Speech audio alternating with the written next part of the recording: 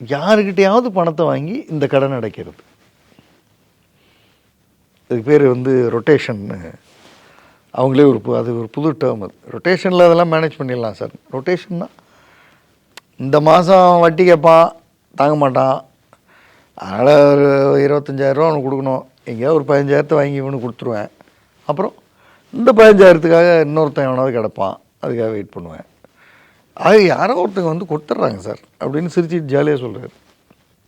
அந்த அம்மா தலையிலே அடிச்சிக்குது. ஏம்மா தலையில் அடிச்சுக்கிறீங்கன்னா, இது ஒரு வாழ்க்கையா, என்னை பற்றி என்ன நினைப்பாங்க, நாளைக்கு நான் ரோட்டில் போகிறப்ப நான் பணம், உன் புருஷன் என்கிட்ட பணம் வாங்கிட்டு இருக்கான்றவன் என்னை எப்படி பார்ப்பான், இப்படியெல்லாம் அவங்களுக்கு அவங்க பிரச்சனை.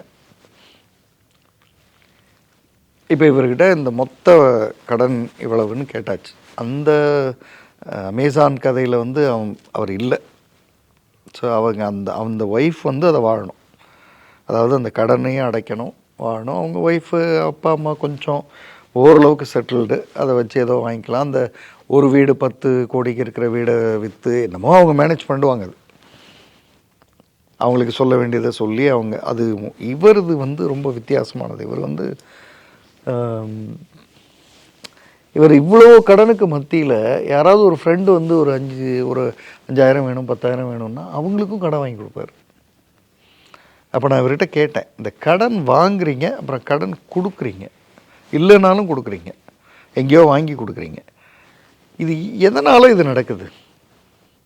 உங்களுக்கு தெரியும் இல்லையா, நம்ம கடன் நிறைய ஆகிடுச்சு, நம்ம ஒன்றும் சரியாக இல்லை, அது தெரியும். ஆனால் அதையும் கடந்து இப்படி கொடுக்குறீங்க, இப்படி வாங்குறீங்களே, இது எதனால் நடக்குது அப்படின்னா அவர் சொன்னது வந்து, அது என்னமோ தெரில சார், இந்த கடன் ஒருத்தர் எடுத்து கொடுக்கும்போது அல்லது நாம் கொடுக்கும்போது, அதாவது கடன் கொடுக்கும்போது கடன் வாங்கும்போது 2 நேரத்துலையும் எங்கேயோ மிதக்கிற மாதிரி இருக்குது சார். நல்லா இருக்குது சார், அந்த பணம் வாங்குறப்போ அவ்வளோ ஒரு சந்தோஷமாக இருக்குது. சரி, அப்புறம் பணம் கொடுக்கணுன்னு வரும்போது யார்கிட்டையாவது கேட்குறவர் தான் சார் கஷ்டம். அப்புறம் யாரோ ஒருத்தங்க கொண்டு வந்து பணத்தை கொடுத்துட்றாங்க, அது தூக்கி அங்கே கொடுக்குறேன், ஃப்ரீ சார். அப்போ இந்த மனிதருக்கு அந்த வாங்கிறது கொடுக்கறதுன்றது பணம் சார்ந்ததாக இல்லை, அது ஒரு ஆக்டிவிட்டி. அவர் அது ஒரு என்ன சொல்லலாம், ஒரு ஒரு ஒரு பிடிச்ச விளையாட்டு.